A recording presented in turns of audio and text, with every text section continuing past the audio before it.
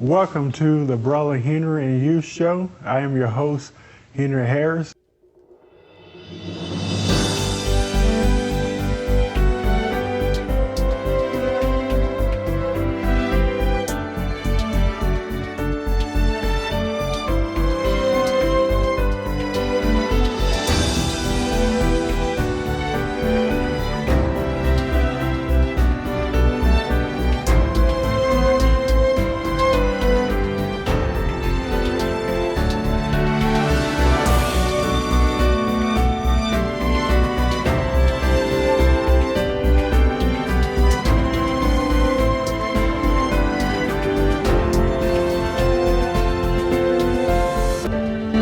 Welcome to the Brother Henry and You Show. I am your host, Henry Harris. I hope you're having an amazing day today, and we have an amazing subject I want to come and share with you this week. And the thought just occurred to me, why do men resist therapy? There are some men out there, they won't go to therapy, they won't participate in it. However, they will tell you, particularly the woman, I'm going to go get help. I'm going to therapy, but they never do. Why do they resist that? Why do they don't want to be involved in therapy? So this won't be a long show, but I just want to kind of come and share my thoughts as to why some men refuse or resist therapy altogether. Let's just start with some of my background. Me growing up, I was raised in a very religious home. There were a lot of people growing up that would tell me, Henry, you are a real man, whatever a real man is.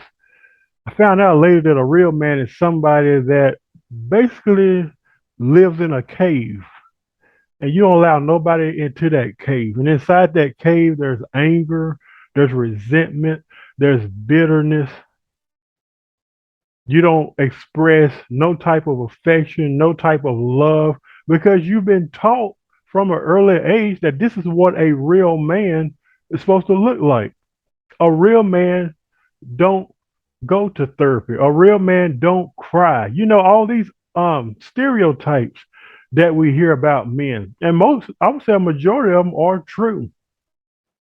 So growing up, I've heard that my whole life. Men don't cry. Men don't do this. Men don't. And as a result, what that had done in my own personal life is that it put me in a position where I didn't know how to process, not only in private, but even with a therapist or to sit down with somebody else. Why?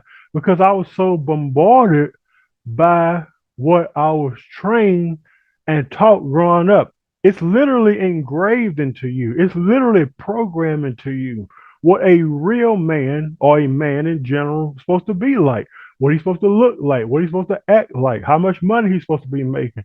And as a result, if you're not living up to those expectations and standards, you start to feel somehow inadequate. And to this day, I still feel that way at times. But do I believe the lies that I was taught years ago that a man can't cry, a man can't do this, a man can't do it? I don't believe that no more because now I see and I know the truth as it is. As many of you men that are watching me right now, you probably have a similar background as mine. I was watching a show the other day, and I think this will fit in perfectly right here. I was watching a show, it was on Lifetime. I forgot the name of it, but it was two lawyers. One was a man, one was a woman. They worked together, they had an interest in each other, and it seemed like everything was going just perfect. He brought her roses, said all the right things to her, but he had a lot of stuff in his cave, as I mentioned earlier. He had a lot of stuff in his cave that he was kind of keeping a secret. He didn't want nobody to go into that cave. He didn't want her to know about that. And I want to say this also, then I'll get back to the story. What you hide will be manifested. All the secrets that you have in your life will come up to the surface. So therapy brings you to a place where you have to literally deal with it. It's on the surface now, like you can see it, everybody can see it. You just have to deal with it. And I can't tell you how refreshing and renewing that is to finally deal with your own crap. You're just dealing with it. You're not blaming this person, you're not blaming that one. But let's get back to the story. So they had an interest in each other. He said the right things, got her roses and all that stuff. And then all of a sudden, his behavior began to change. I noticed he went from being the nice guy to all of a sudden started to verbally abuse and attack the woman that he was with. And then the woman told him, she says, I don't give three chances, even though in the movie she did. And it didn't turn out too good when she kept giving him chances, thinking that he was going to change because he didn't change. He ended up in jail at the end of the movie. So she was thinking that he was going to change. So she told him, she said, you know what? I'm not going to deal with this. I'm not going to be in an abusive relationship. You know, I'm just not going to be with you. I'm just not going to tolerate this. Oh, honey, please. I'm sorry. It was a mistake. I was just upset. And another thing that kind of set him off, if you watch the movie, I wish I knew the name of it. I forgot the name of it. Her friend came back into her life, who she had known from her childhood. Now, if you watch the movie, those two eventually did end up, they had a little casual experience with each other, but she wasn't with the guy that I'm talking about now. But she didn't need to be with him anyway because he was just a mess. So that kind of set him off because he was already setting the stage of jealousy. Why are you talking to Roger? How come y'all always on the phone with each other? Why this? Just started making up stuff. Then he started to get so angry and so bitter to the point where, and one part of the movie where he literally grabbed her by the shoulders and she was on the edge of the road and he literally pushed her into the road and there was a car that could have, and she fell on the road and there was a car that almost hit her. And there was other instances in the movie where that happened. Well, after that happened, uh, he was spying on her and stalking her and stuff like that.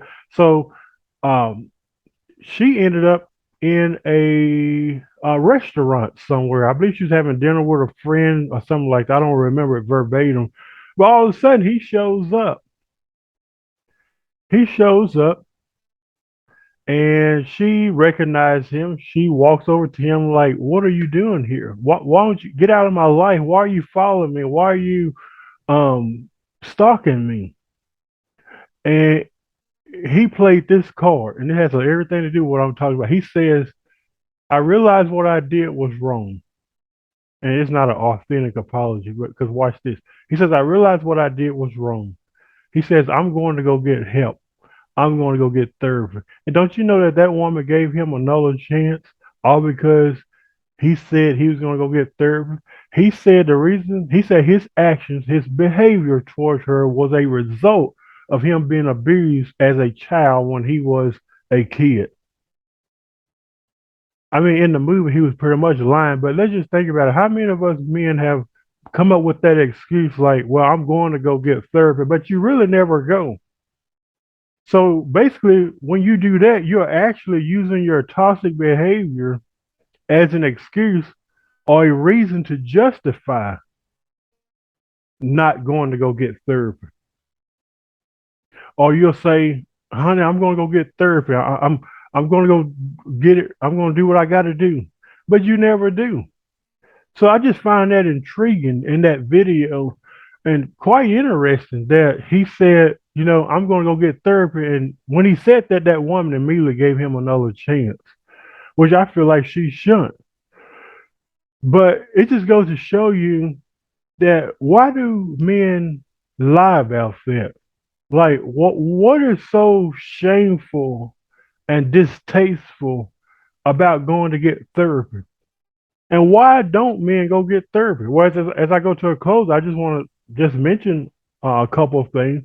I think one of the main reasons why many men don't want to get therapy is because they have to literally own what they've done. You can't blame it on the woman. Well, she did this, or if she hadn't done this, I would have done that. No, you have to literally own what you've done. This is what I've done, and this is what I need to do to change it. I get it. Many men, we deal with depression, we deal with anxiety, we deal with high expectations. Like I said, it goes back to sometimes our childhood, how we're taught the way men's supposed to be, the way man's supposed to act. Man's supposed to pay all the bills. He's supposed to, be strong. But what if that man is not displaying that? Does that make you lesser than a man? I don't think it does. But it's a beautiful thing when a man actually owns up and say, this is what I've done wrong. I think another reason why many men resist to go to therapy because they feel like it's a sign of weakness. I'm not gonna go because I don't want nobody they don't want nobody to see it. They don't want to tell nobody. But like I said, whatever's done in the dark will eventually come to the light. It's okay, man, to go to therapy. You know, even in my own life, I haven't been in a while myself, but if I needed to go for whatever the reason may be, anxiety, anger, or whatever it may be, you know what? I'm going to go. I'm going to go. And for you ladies out there that's watching me, don't allow a man to tell you that he's going to therapy as a way to keep you in a relationship with him. Because let me tell you something. If he was going to go to therapy that bad, he would have went way before he met you. And sometimes men say that I'm gonna go to therapy, I'm gonna go get help. They only say that because they want to keep their tags on you. They want to keep you around. They really don't want to get help. They're not being serious about it. Because a real man and a true man that truly wants help, he will get up off his butt and he will go get the help that he needs. He's no longer gaslighting you. He's no longer showing narcissistic traits and behaviors towards you. He's no longer using therapy as an excuse of why he's acting a certain way towards you. Like I mentioned the man in the movie where he was like, well, my childhood, this happened. No, there's no excuse. There's no excuse. If he was going to go get help, he would have went and got help. If he really wanted therapy, he would have went and got the therapy that he needs. My encouragement to you men out there today, man up, be powerful, be strong. I believe in you. Don't be ashamed. We all got struggles. I got struggles in my life. I'm not perfect. We all got problems. Some of us got marital problems, relationship problems, budgeting problems, financial problems, job problems. We all are going through something, but man, it's okay to process that. And it's also okay to sit down with someone. Even if you have to pay someone to be silent about your struggles, at least go talk to someone. Come out of that cave. Because as long as you stay in that cave, like I said, where there's bitterness, where you've been taught a real man not supposed to cry, a real man don't go to therapy, you have to come out of that cave because right now you're in that cave and that door is locked. You know why it's locked? Because that's the way you want it. But you got the key today to unlock that door and walk out into a bright future. You don't have to suffer in silence. And that's what many men do. When you're inside that cave, you are actually suffering and you're being tormented in silence. Men, it's okay to see a therapist. God bless you. We'll see you next week.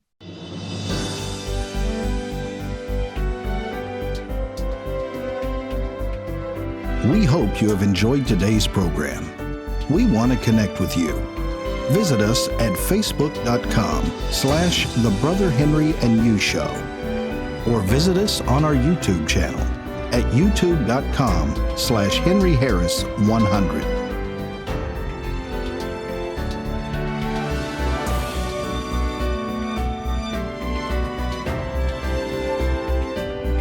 We're so grateful you tuned in today and hope you have a fantastic day.